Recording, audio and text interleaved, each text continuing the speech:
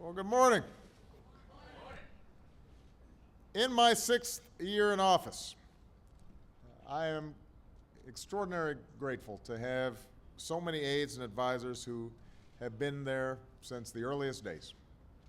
But it's still somewhat bittersweet when any of them leave for new endeavors, even when their successor is wonderful. In early March, Kathleen Sebelius, my Secretary of Health and Human Services, told me she'd be moving on once the first open enrollment period under the Affordable Care Act came to an end. And after 5 years of extraordinary service to our country and 7.5 million Americans who've signed up for health coverage through the exchanges, she's earned that right.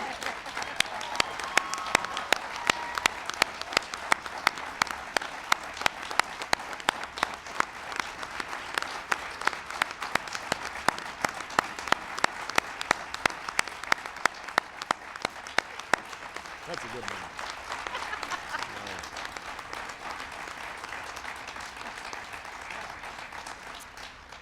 I will miss her advice. I will miss her friendship. I will miss her wit. But I am proud to nominate somebody to succeed her who holds these same traits in abundance, Sylvia Mathews Burwell.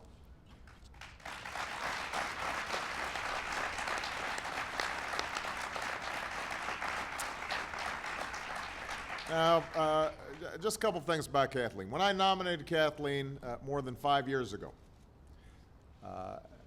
I'd gotten to know Kathleen when she was governor at Kansas and had shown extraordinary skills there, was a great advisor and supporter during my presidential campaign. And so I knew that she was up for what was a tough job. I mentioned to her that one of her many responsibilities at HHS would be to make sure our country is prepared for a pandemic flu outbreak. I didn't know at the time that that would literally be her first task. Nobody remembers that now, but it was. And it just gives you a sense of the sorts of daily challenges that Kathleen has handled, often without fanfare, often unacknowledged, but that have been critical to the health and welfare of the American people. She's fought to improve children's health from birth to kindergarten, expanded maternal health care, reduced racial and ethnic disparities, brought us closer to the first AIDS-free generation. She's been a tireless advocate for women's health. And of course, what Kathleen will go down in history for is serving as the Secretary of Health and Human Services when the United States of America finally declared that quality, affordable health care is not a privilege, but it is a right for every single citizen of these United States of America.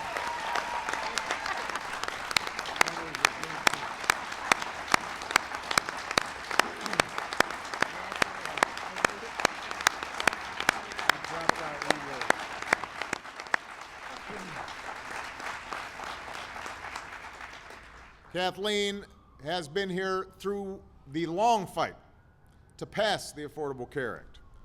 She helped guide its implementation, even when it got rough.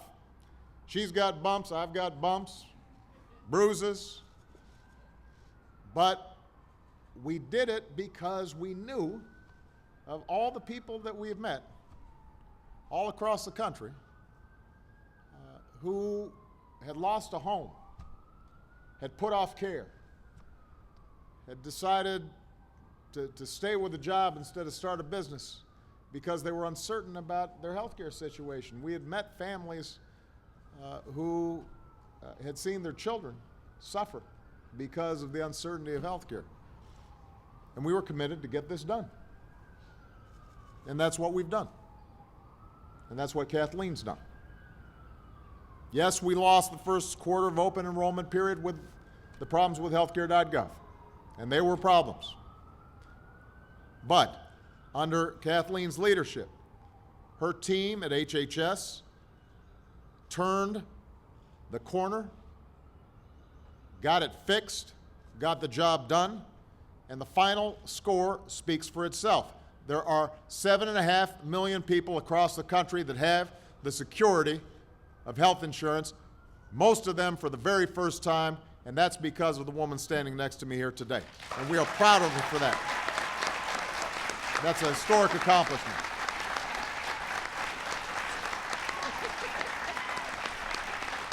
That's right.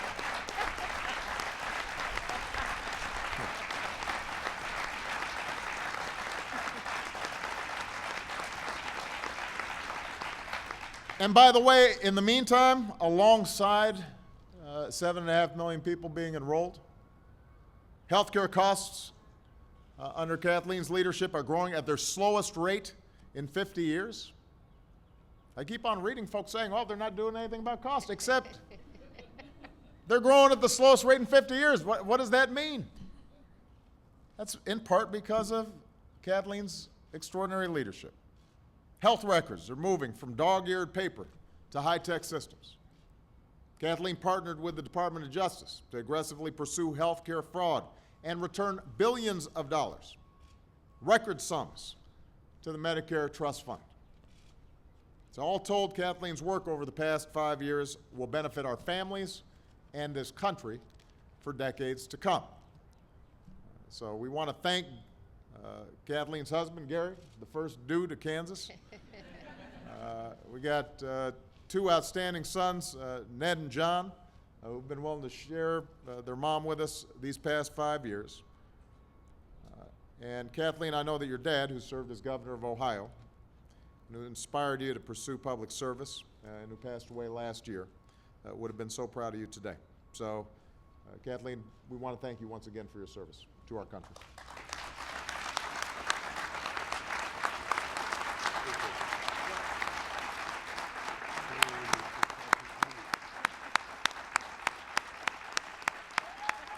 You. Hey.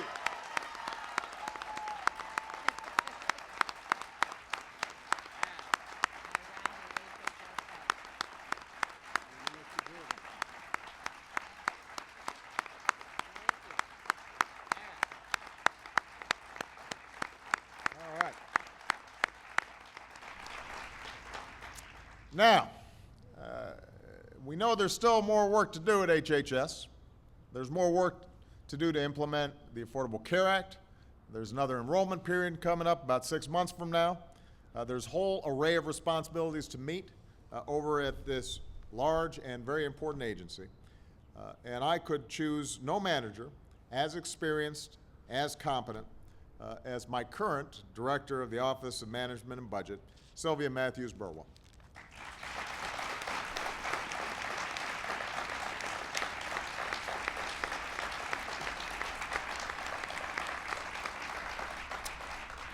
Sylvia's from a small town, Hinton, West Virginia. So she brings the common sense that you see it in small towns. She brings the values of caring about your neighbor and ordinary folks to some of the biggest and most complex challenges of her time. She's a proven manager who's demonstrated her ability to field great teams, forge strong relationships, and deliver excellent results at the highest levels, and she's done it both in the public and private sectors.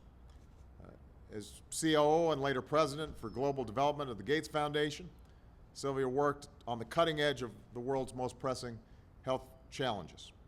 As the head of the Walmart Foundation and a member of the board at MetLife, she gained firsthand experience into how insurance markets work and how they can work better for businesses and families alike. Here, as my budget director at the White House, she's already delivered results. After all, in the years since she arrived, the deficit has plunged by more than $400 billion, I'm just saying. So that's happened during that time.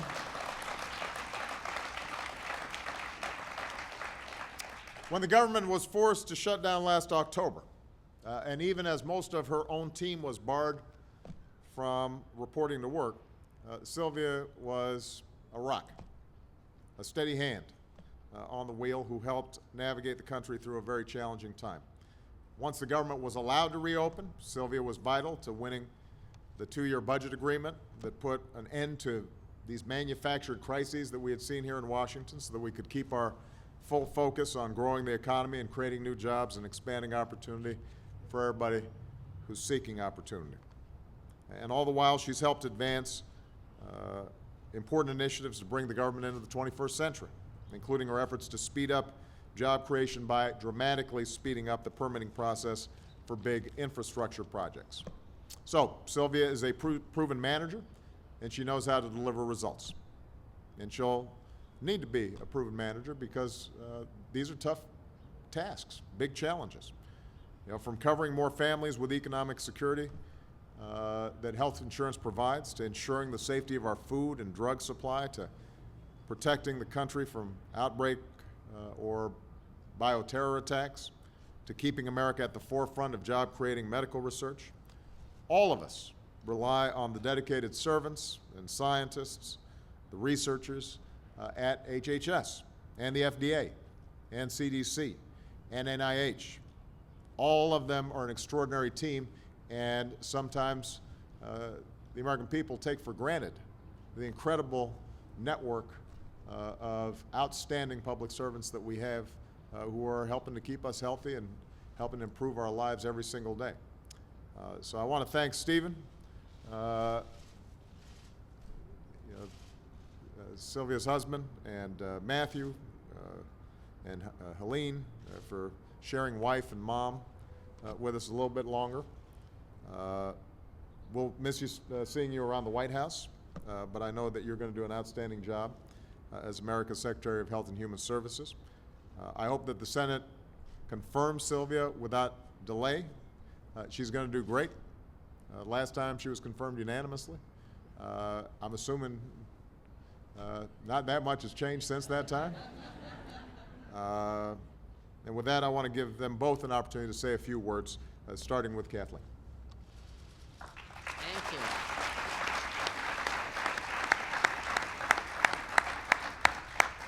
Well, I want to start by thanking you, Mr. President and Mr. Vice President, for giving me the opportunity of a lifetime to serve in this cabinet.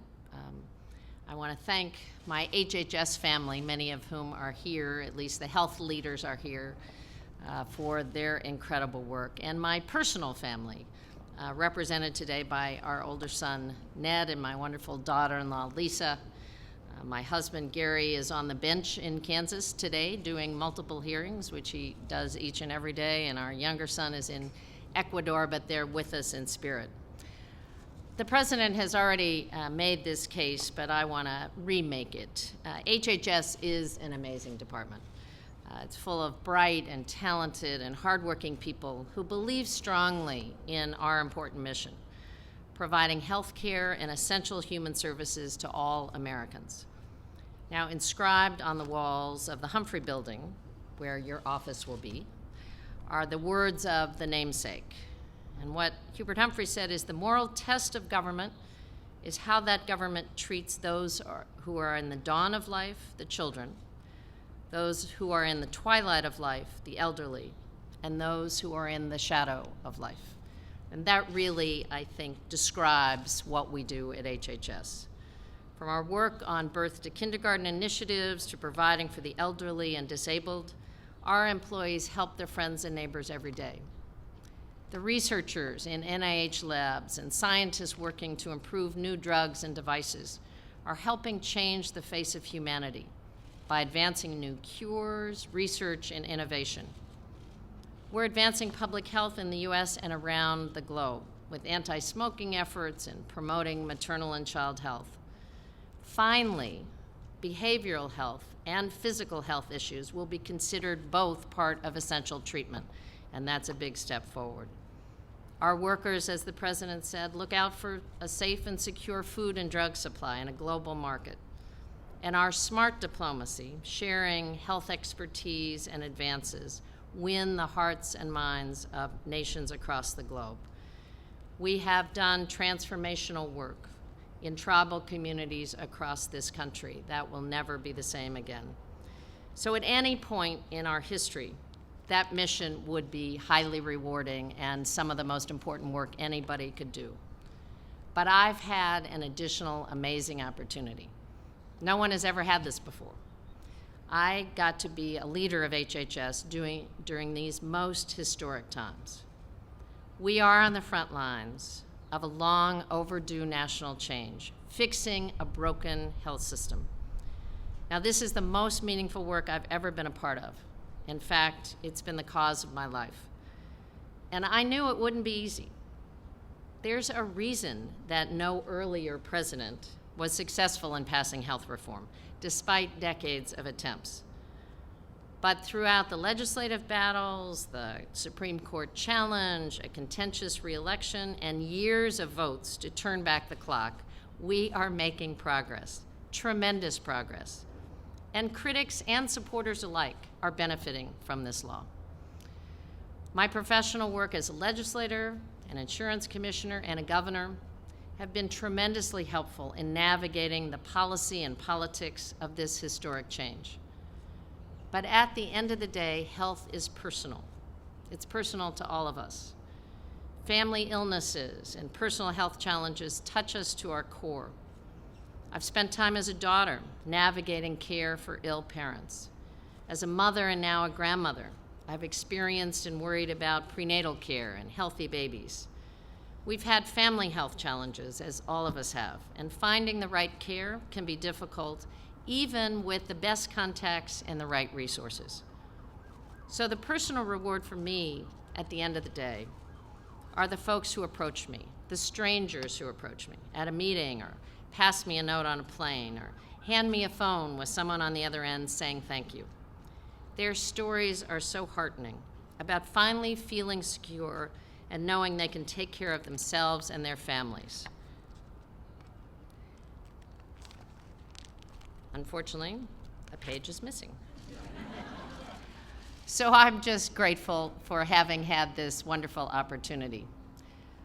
The president was in Austin yesterday at the LBJ Library commemorating 50 years in the civil rights efforts led by Lyndon Johnson. And 50 years ago, my father was part of that historic Congress. He served in the Congress with the passage of Medicare and Medicaid, with Head Start, and those programs are now in the agency I've had the honor to lead. It seems like a wonderful passing of the baton, and the Affordable Care Act is the most significant social change in this country in that 50-year period of time. So I am so grateful to have had this opportunity. I appreciate all of the effort and support. I thank my cabinet colleagues who are here on the front row. And not only are they here today on the front row, but they've been part of an all-hands-on-deck effort, making sure that 7.5 million people were able to sign up for affordable health care. So thank you, Mr. President. And what I know is that Sylvia, in the year I've had the opportunity to work with her, is a trusted and valued friend, a great partner. She will be a terrific leader for HHS. So I'll turn it over to Sylvia.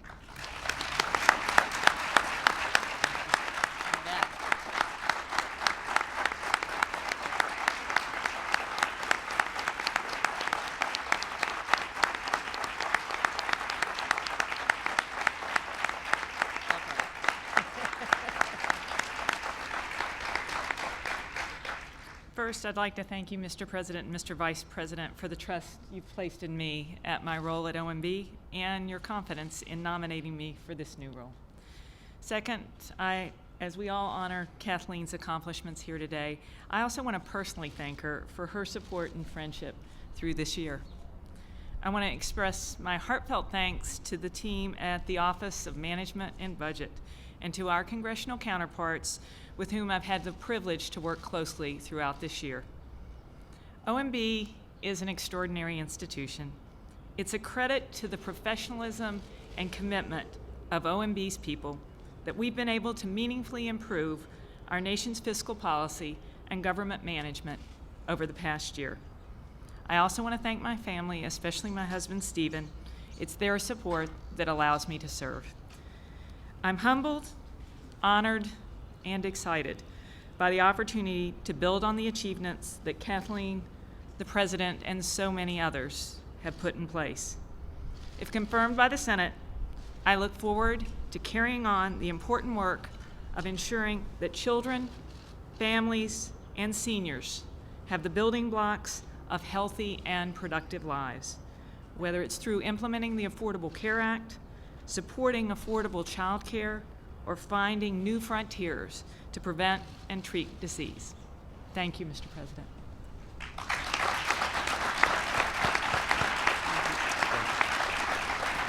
Give these extraordinary women one more big round of applause. Thank you, Kathleen, for your service. Thank you, Sylvia, for your great work. Ditto. Thank you.